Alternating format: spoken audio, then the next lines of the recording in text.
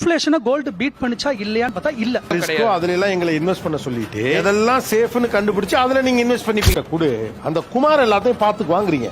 ரீசெண்டா நம்ம நீயா நானா நிகழ்ச்சியில கோல்டு தான் சிறந்த முதலீடா, அதை விட பெட்டர் ஆப்ஷன்ஸ் இருக்கா அப்படிங்கிற டாபிக்ல ஒரு எபிசோட் பண்ணியிருந்தாங்க.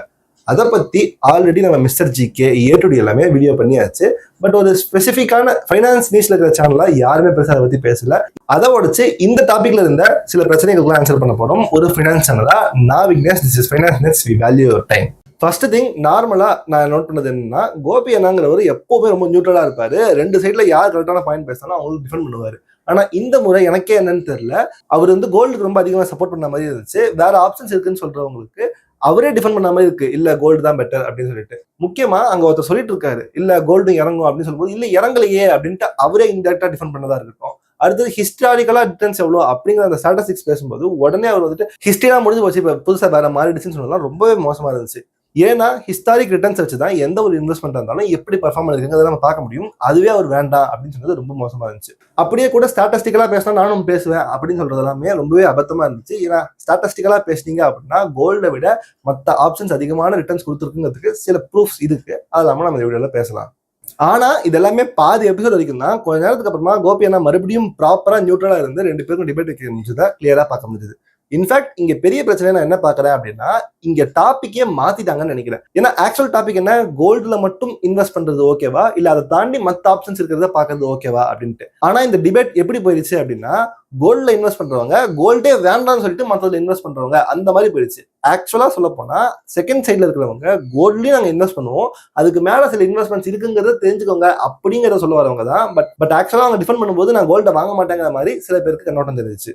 முக்கியமா இங்க ரெண்டு தரப்புலையுமே ரெண்டு காமன் மித்த என்னால பார்க்க முடியுது. ஒன்னு, கோல்டுக்கு அகைன்ஸ்டா பேசுறவங்க எல்லாமே ஸ்டாக்ஸ், மியூச்சுவல் ஃபண்ட்ஸ், பாண்ட்ஸ் சொல்லிட்டு திருப்பி இப்படிதான் பேசுறாங்களே தவிர ஆக்சுவலா அவங்க அங்க கன்வே பண்ண வேண்டிய ஒரு விஷயத்த சொல்லாம விட்ட மாதிரி இருந்துச்சு. மேபி அவங்க சொல்லிருக்கலாம், அந்த எடிட்ல கட்டா இருக்கலாம், அதெல்லாம் நமக்கு தெரியாது. என்னுடைய பாயிண்டிங் என்ன அப்படின்னு பாத்தீங்கன்னா, இந்த ஸ்டாக்ஸ், மியூச்சுவல் ஃபண்ட், பாண்ட் இது எல்லாமே ஆக்சுவலா எதை குறிக்குது, ஒரு பிசினஸை குறிக்குது. ஸோ நம்ம ஆக்சுவலா அங்க எக்ஸ்பிளைன் பண்ண வேண்டியது கோல்டை விட அதிகமான ரிட்டர்ன்ஸை ஒரு பிசினஸ் கொடுக்கும் அப்படின்ட்டு. முக்கியமான பாயிண்ட் என்ன, நம்மள நிறைய பேர் நம்மளுடைய கோல்டையே அடகு வச்சு அதை வித்து பிசினஸ் ஆரம்பிச்சிருப்போம். பல பிசினஸ் மேன் அவங்களுடைய கதையில நான் என்னோட ஒய்ஃபோட தாலியை அடகு வச்சு அதுல தான் இந்த பிசினஸ் ஆரம்பிச்சேன் அப்படின்னு சொல்லுவாங்க. கரெக்டா?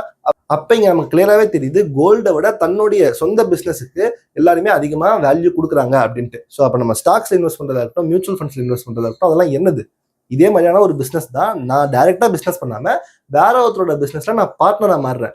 ஸோ பேசிக்கா ஸ்டாக்ஸ், மியூச்சுவல் ஃபண்ட்ஸ் எல்லாமே ஒரு வகையான பிசினஸ் இன்வெஸ்ட்மெண்ட்ஸ் அப்படிங்கிறத நம்ம முதல்ல புரிஞ்சுக்கணும். ரெண்டாவது, இந்த கோல்டு தரப்புல இருக்கிற சொன்ன பெரிய மித் என்ன அப்படின்னா, கோல்டு இறங்கவே இறங்காதுன்னு திருப்பி சொன்னாங்க, அதையே பிடிச்சிட்டு இருந்தாங்க.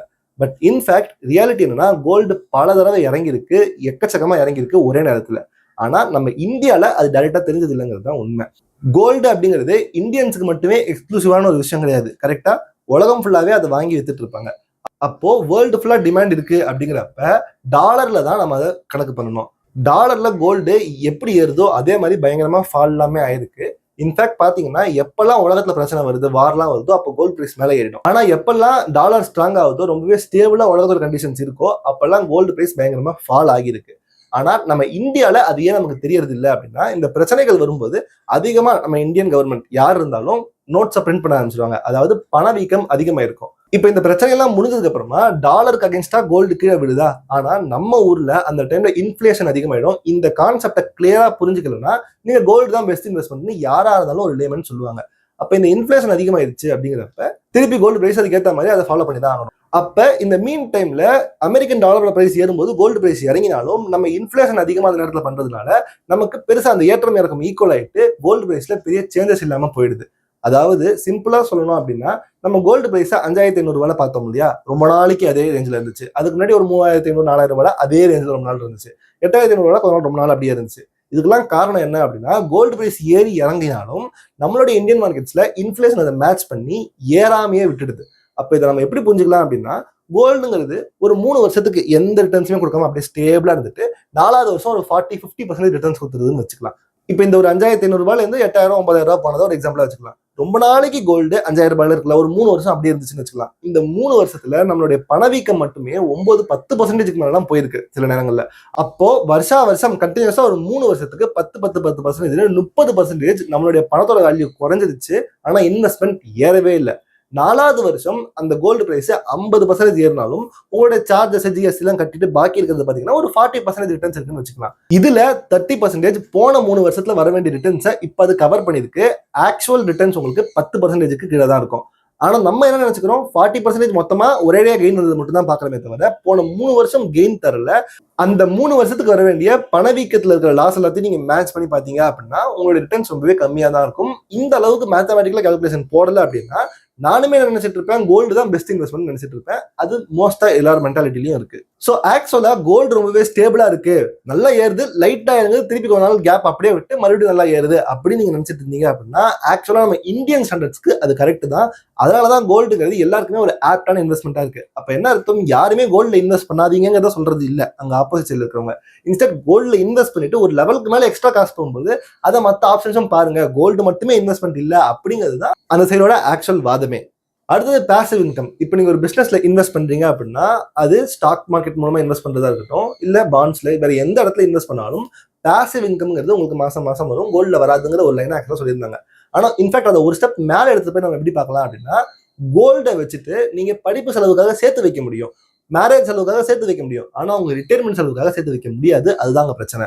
ஏன்னா நீங்க ரிட்டையர் ஆக போறீங்கன்னு வச்சுக்கலாம், நீங்க கோல்ட்ல சேர்த்து வச்சுட்டு அந்த காசை எடுத்து பயன்படுத்திட்டே இருந்தீங்கன்னா ஒரு லெவலுக்கு அப்புறம் உங்களுடைய கோல்டு மொத்தமா காலி ஆயிடும், உங்களுக்கு காசு இல்லாம திருப்பி வேலைக்கு போற இடத்துக்கு தள்ளப்படுவீங்க. ஆனா இந்த மாதிரியான பேசிவ் இன்கம் ஸ்ட்ரீம்ஸ்ல நீங்க இன்வெஸ்ட் பண்ணிருந்தீங்க அப்படின்னா, ரொம்ப பெரிய அமௌண்ட் இன்வெஸ்ட் பண்ணியிருந்தா ஸ்டாக்ஸ் மூலமா டிவிடெண்ட்ல இருந்து வரும். ஒரு சின்ன அமௌண்ட்டையே நீங்க பாண்ட்ஸ்ல எல்லாம் போட்டு வச்சீங்க அப்படின்னா மந்த்லி இன்கம் உங்களுக்கு வந்துகிட்டே இருக்கும். அண்ட் உங்களுடைய கேபிட்டல் அப்படியே இருக்க போகுது, இன்கம் மட்டுமே பேசிவா உங்களுக்கு வந்துட்டு இருக்கும். அப்போ உங்களுடைய லைஃப் டைம் ஃபுல்லா நீங்க பேசிவ் இன்கம் சம்பாதிச்சு ரிட்டைர்மெண்ட் அனுபவிக்க முடியும். ஸோ கோல்டோட யூசேஜ் சேவிங்ஸை கண்டினியூஸா பண்றதுக்கு, ஆனா இந்த மாதிரி ஸ்டாக்ஸ் அண்ட் பாண்ட்ஸோட யூசேஜ் உங்களுக்கு லாங் டேர்ம்ல பேசிவ் இன்கம் வரதுக்கு. கோல்டு சைடு இருக்கிறவங்க எல்லாமே ஸ்டாக்ஸ் அண்ட் பாண்ட்ஸ் எப்படி குறை சொல்லுவாங்க அப்படின்னா, இது வந்து டக்குன்னு இறங்கிடும், அப்படி ஏறிடும் அப்படின்ட்டு. அதாவது கோல்டுல நீங்க லாங் டேர்ம் ரிட்டர்ன்ஸ் பாக்குறீங்க அப்படின்னா ஸ்டாக் மார்க்கெட்ல இருந்தும் நீங்க லாங் டேர்ம் ரிட்டர்ன்ஸ் தான் பார்க்கணும். அதை விட்டுட்டு இந்த ட்ரேடிங் பண்றது, கமாடிட்டி ட்ரேடிங் பண்றதெல்லாம் நீங்க டேரக்டா குறை சொல்ல முடியாது. கோல்டுல நீங்க லாங் டேர்முக்கு என்ன ரிசல்ட் வருதுன்னு தான் பேசுறீங்க அப்படின்னா அப்ப இந்த ஸ்டாக்ஸ்லயுமே நீங்க லாங் டேர்ம் என்ன ரிசல்ட் வருதுன்னு தான் பேசணும். அங்க ஒரு மிகப்பெரிய பிரச்சனை நான் என்ன பார்த்தேன் அப்படின்னா, இது கோபிநாமே சொல்லியிருந்தாரு, எனக்கு அதுதான் பிடிக்கல. என்னன்னா நீங்க வந்து இப்போ ஒரு 100 ஸ்டாக் இருக்குன்னா 96 ஸ்டாக் ஃபெயில் ஆயிடுது, 4 ஸ்டாக் தான் இந்த மாதிரி கரெக்டா போகும்னு சொல்றாங்க. அது முற்றிலுமா தப்பான ஒரு விஷயம். ஜஸ்ட் 5 வருஷம் முன்னாடி போங்களேன், நீங்க 2020க்கு முன்னாடி எந்த ஒரு ஸ்டாக் வாங்கியிருந்தாலும் ஆக்சுவலா இப்ப மோஸ்ட் கேசஸ்ல நீங்க பயங்கரமான ப்ராஃபிட்ல இருப்பீங்க, 50% மேல ப்ராஃபிட்ல இருப்பீங்க ஆக்சுவலா. அப்ப என்ன அர்த்தம், நான் 100 ஸ்டாக் 2020ல வாங்கியிருந்தேன் இந்த கொரோனா டைம்ல அப்படின்னா 90 ஸ்டாக்கு மேல ஆக்சுவலா நான் ப்ராஃபிட்டா தான் இருப்பேன். வெறும் 10 ஸ்டாக் மட்டும் தான் எனக்கு ப்ராப்ளம் இருக்கிறதுக்கு சான்ஸே இருக்கு. ஆனா இவங்க என்ன சொல்றாங்க, 96 ஸ்டாக்ஸ் ஃபெயில் ஆயிட்டு, அப்படி கிடையவே கிடையாது. இதுல கோபியனாவும் சேர்ந்து சொல்றாரு, நீங்க 500 ரூபாய் போட்டு 5000 ரூபாய் பாக்குறீங்கன்னு சொல்றீங்க, நான் 5000 ரூபாய் 500 ரூபாய்க்கு ஏகப்பட்டது போயிருக்குன்ட்டு. அப்படிலாம் கிடையாது. நீங்க 2001 2002 அந்த டைம்ல நீங்க எந்த ஸ்டாக் வாங்கினாலும் மோஸ்ட் கேசஸ்ல நீங்க ஒரு 10 ஸ்டாக் வாங்கியிருந்தீங்கன்னா 8 ஸ்டாக்கு மேல நீங்க ப்ராஃபிட்ல தான் இருப்பீங்க. அடுத்து முக்கியமான ஒரு விஷயம், நீங்க கோல்டை வாங்கினீங்கன்னா அது தெஃப்ட் ஆகிறதுக்கு வாய்ப்பு இருக்கு. பல இடங்கள்ல கோல்டு திருட்டு போயிருக்கு. அதை நீங்க அந்த ரிஸ்க்கை நீங்க பார்க்கவே இல்லை. இங்க மட்டும் ரிஸ்க்னு சொல்ற மாதிரி அங்கேயும் அந்த ரிஸ்க் இருக்கு. அந்த ரிஸ்க்கை மிட்டிகேட் பண்றதுக்கு எல்லாரும் என்ன பண்ணுவாங்க, பேங்க் லாக்கர்ல போய் நான் வச்சிருக்கேன்னு சொல்றாங்க. இப்ப அந்த பேங்க் லாக்கர்ல வைக்கிறதுக்கு அவன் எஃப்டி வேற போட சொல்றான், நீங்க இவ்வளவு ரூபாய்க்கு 10,000 20,000 எஃப்டி போடுங்கன்ட்டு. அப்ப உங்களுடைய கோல்டுக்கு நீங்க ஒரு பிரின்சிபல் போட்டிருக்கீங்க, அதோட ரிட்டர்ன்ஸ் மட்டும் பாக்குறீங்க. அதை சேவ் பண்ணி வைக்கிறதுக்கு நீங்க செலவு பண்றது எல்லாமே ஆக்சுவலா நீங்க டிடெக்ட் பண்ணணும். நீங்க இப்ப இந்த 20,000 ரூபாய் எஃப்டில போட்டிருக்கீங்களா, அதையும் உங்களோட பிரின்சிபல் ஆட் பண்ணி அதுல இருந்து ரிட்டர்ன்ஸா நீங்க மைனஸ் பண்ணி தான் நீங்க பார்க்கணும். அப்ப ஆக்சுவலா பாத்தீங்க அப்படின்னா உங்களுடைய ரிட்டர்ன் பர்சன்டேஜ் உண்மையே கொஞ்சம் குறைஞ்சிருக்கும். பெரிய டிஃபரன்ஸ் இல்லைனாலும் ஒரு 1% வரைக்கும் டிஃபரன்ஸ் வர வாய்ப்பு இருக்கு. அடுத்து இந்த பக்கம் செஞ்ச ஒரு தப்பு என்ன அப்படின்னா, எல்லாருமே மியூச்சுவல் ஃபண்ட் மேனேஜர், போர்ட்ஃபோலியோ மேனேஜர்னு சொல்லிட்டு கம்ப்ளீட்டா இதை காம்ப்ளிகேட்டடா பண்ணாங்க. இன்ஃபேக்ட் அங்க இருந்த ஒருத்தர் நான் அதெல்லாம் இன்வெஸ்ட் பண்ண மாட்டேன்னு சொல்லிட்டு ஒரு பிளாக் ஷிப்பா ஆர்டுவா தெரிஞ்சாரு. அது ரொம்பவே ப்ராப்ளமா இருந்துச்சு. ஆக்சுவலா பாத்தீங்க அப்படின்னா நம்ம கோல்டுக்கு ஆல்டர்னேட்டிவ் இன்வெஸ்ட்மெண்ட் இருக்கு அப்படிங்கிறது வெறும் ஃபண்ட் மேனேஜர்கிட்ட போங்க, இதெல்லாம் உங்களால பண்ண முடியாதுன்னு சொல்றது ஒரு ஆப்ஷனே கிடையாது. நம்மளே கத்துக்க வேண்டியதுதான். ரொம்ப சிம்பிளா சொன்னாதான் மற்றவங்களால இதுக்குள்ள வரவே முடியும். இது பெரிய ரொம்ப கஷ்டமான ஒரு விஷயம் சொல்லும்போது யாருமே உள்ள வர மாட்டாங்க. இது அந்த சைட்ல இருந்து முக்கியமான தப்பு. ஸோ அப்போ நம்ம அவங்களுக்கு முக்கியமா புரிய வைக்க வேண்டியது, நாம பிசினஸ்ல இன்வெஸ்ட் பண்றோம், இந்த பிசினஸ் நல்லா ஓடுது. ரொம்ப சிம்பிளா இப்படி சொல்லியிருந்தா அந்த சைட்ல உங்களுக்கு ஈஸியா புரிய வச்சிருக்கலாம் நான் நம்புறேன். என்ன, நான் தினமும் பிஸ்கெட் வாங்குறேன்ப்பா, பிரிட்டானியாவோ இல்ல சன்பீஸ் பிஸ்கெட்டோ வாங்குறேன், டெய்லி சாப்பிட்ற பிஸ்கெட்லோட கம்பெனில நான் இன்வெஸ்ட் பண்றேன், அவ்வளவுதான். அப்ப எது, பிரிட்டானியா கம்பெனி இருக்கு, அப்புறம் சன்ஃபீஸ்ட்ங்கிறது ஐடிசி கம்பெனி இருக்கு, அது எனக்கு பிடிச்சிருக்கு, நான் சாப்பிட்றேன், இன்வெஸ்ட் பண்றேன். அப்படிதான் நீங்க ஸ்டார்ட் பண்ண முடியும். அதுக்கப்புறமா தான் அவங்க பிஇ ரேஷியோ, அவங்க இருக்கிற வேல்யூஷன் எல்லாம் பார்த்து அவங்க குறைச்சி ஏற்றி பண்றதுதான் புரிஞ்சுப்பாங்க. அதை விட்டுட்டு நம்ம மியூச்சுவல் ஃபண்ட் கிட்ட போங்க, போர்ட்ஃபோலியோ கிட்ட போங்க அப்படின்லாம் சொன்னா மேபி இதெல்லாம் அவங்க பேசியிருக்கலாம், வீடியோ எடிட்டிங்ல கட் பண்ணிக்கலாம், அது எனக்கு தெரியாது. பட் இந்த விஷயத்தை தான் நம்ம மெயினா அங்க ஆப்போசிட்ல இருக்கவங்களுக்கு பேசி புரிய வைக்க வேண்டிய முக்கியமான விஷயமே. பிசினஸ் நீங்க தினமும் பயன்படுத்தக்கூடிய ப்ராடக்ட்ஸ்ல இன்வெஸ்ட் பண்ணுங்கிறத நீங்க சொல்லியிருக்கணும். அடுத்த முக்கியமான பிரச்சனை நான் என்ன பார்த்தேன் அப்படின்னா, கோபியா நான் சொன்ன ஒரு டைலாக், நீ நிறைய படிச்சு தெரிஞ்சிருக்கீங்க தம்பி, ஆனா இந்த மாதிரி தெரிஞ்சவன் தான் காசு நிறைய விட்டுருவா அப்படின்னு சொல்லிட்டு. ஆக்சுவலா இது கிடையவே கிடையாது. ஸ்டாக்ஸா இருக்கட்டும், கோல்டா இருக்கட்டும், நீங்க எந்த ஒரு இன்வெஸ்ட்மெண்டா இருந்தாலும் அதுல நாலேஜ் அதிகமா வளர்த்துக்க உங்களுக்கு ரிட்டர்ன்ஸ் அதிகமா கிடைக்கும். ஃபைனலா முக்கியமான விஷயம், கோல்ட்ல அவங்க சைக்காலஜி சொன்னாங்க, இது ரொம்பவே முக்கியமானது. அவங்க என்ன சொல்றாங்க கோல்டு சைட்ல இருக்கிறவங்க அப்படின்னா, கோல்டை பொறுத்த வரைக்கும் அது இறங்கினாலும் திருப்பி ஏறிடுங்க தைரியம் எங்களுக்கு இருக்கு, நாங்க லாங் டேர்முக்கு இதுமே இன்வெஸ்ட் பண்றோம். ஆனா இந்த ஸ்டாக்ஸ் எல்லாம் பார்க்கும்போதே பயமா இருக்கு, உடனே இறங்குது அப்படின்னு சொன்னாங்க. ஆக்சுவலா சைக்கலாஜிக்கலா இவங்க சொல்றதுல இம்பார்ட்டன்டான ப்ராப்ளம் என்ன அப்படின்னா, கோல்டை நீங்க வாங்கி வச்சிட்டீங்க அப்படின்னா கோல்டு ரேட் ஏறினாலும் இறங்கினாலும் நீங்க அடுத்த நாளே கொண்டு போய் அதை விற்க போதில்லை உங்களுக்கு தெரியும். ஸோ மைண்ட் எப்படி செட் ஆயிடுச்சு. ஆனா ஸ்டாக்ஸை பொறுத்த வரைக்கும் நீங்க தினமும் போன்ல பார்த்துட்டே இருக்கலாம், மேலே கீழே போகுது, அதுல வேற அவன் ரெட் கலர் கிரீன் கலர்னு உங்களுக்கு போட்டு உங்களை வித்துருன்னு ஒரு பயமுத்துற மாதிரியான ஒரு சினாரியோ வருது. அதனாலதான் ஆக்சுவலா பயப்படுறாங்க. அப்ப சைக்காலஜிக்கலா நீங்க கோல்டை எப்படி வாங்கிட்டு மறந்துடுறீங்களோ, ஸ்டாக்ஸையும் வாங்கிட்டு மறந்துட்டீங்க அப்படின்னா லாங் டர்ம்ல நிறைய ரிட்டர்ன்ஸ் கிடைக்கும். இதை தான் நம்ம ஆப்போசிட் சைடுக்கு சொல்லி புரிய வச்சிருக்கணும். பட் அதை மிஸ் பண்ணிட்டோமோ அப்படிங்கிறது தான் என்னுடைய ஐடியாவா இருந்துச்சு. முக்கியமா இந்த வீடியோ நான் பண்றதுக்கான காரணம் என்ன அப்படின்னா, ஃபைனான்ஸ் அப்படிங்கிற ஒரு ஃபீல்டை டிகிரேட் பண்ற மாதிரி, ஃபைனான்ஷியல் எஜுகேஷன் நம்ம தப்புங்கிற மாதிரி. இப்போ இந்த வீடியோல கோல்டு தான் வின்னர் அப்படிங்கிறப்ப நமக்கு எப்படி தோணும், நம்ம எதுக்கு இந்த ஆல்டர்னேட்டிவ் இன்வெஸ்ட்மெண்ட்ஸ் எல்லாம் பண்ணிட்டு வெறும் கோல்டு இன்வெஸ்ட் பண்ணலாம் நினைச்சிட்டு இருப்பாங்க. பட் ஆக்சுவலா வெறும் கோல்டு இன்வெஸ்ட் பண்ணி ஒருத்தர், முக்கியமான இந்த பாயிண்ட் நான் சொல்ல வந்துட்டேன், வெறும் கோல்டு இன்வெஸ்ட் பண்ணி ஒருத்தர் பணக்காரனானதுக்கு சரித்திரமே இல்லை. நீங்க ஒரு மிஞ்சி போனா ஒரு 2 பேர் காமிக்கலாமா, எனக்கு அதுவே காமிக்க முடியுமான்னு தெரியல. மேபி இந்த ராஜாவெல்லாம் என்ன சொல்லலாமே தவிர பெருசா சொல்ல முடியாது. ஆனா வெறும் இன்வெஸ்ட்மெண்ட்டா ஸ்டாக்ஸ்ல இருந்து நம்ம வாரன் பஃபெட் இருக்காங்க, சார்லி மங்கர் இருக்காங்க, நிறைய பிசினஸ், எல்லா பிசினஸ் மேனுமே ஒரு வகையில கோல்டையும் தாண்டி அவங்க மேல இன்வெஸ்ட் பண்ணதுதான் கரெக்டா. அப்ப ஆக்சுவலா கோல்டை விட மற்ற பிசினஸஸ் அதிகமா ரிட்டர்ன்ஸ் கொடுத்துருக்குங்கிறது தான் உண்மை. ஆனா அது தெரியாம இருக்கிறவங்களுக்கு நம்ம இதை சிம்பிளா புரிய வைக்கணுங்கிறது தான் ஆக்சுவல் கருத்து. ஸோ ஃபினான்ஷியல் எஜுகேஷனை யாரும் டிகிரேட் பண்ணாம இருக்கணுங்கிறது தான் என்னோட கருத்து. யாரையும் இவங்க தப்பு அவங்க ரைட்டுன்னு பேசுறதுக்கான ஐடியா இல்லை. இப்போ நான் பேசுறது எல்லாமே அந்த வீடியோல இடம் பட்டுருந்துச்சு அப்படின்னா பெட்டரா இருந்திருக்கும்னு நான் நினைக்கிறேன். உங்களுக்கு என்ன தோணுதுங்கிறத கீழே கமெண்ட் செக்ஷன் சொல்லுங்க. அடுத்த வீடியோல மீட் பண்ணலாம். Have a great day. Vignesh.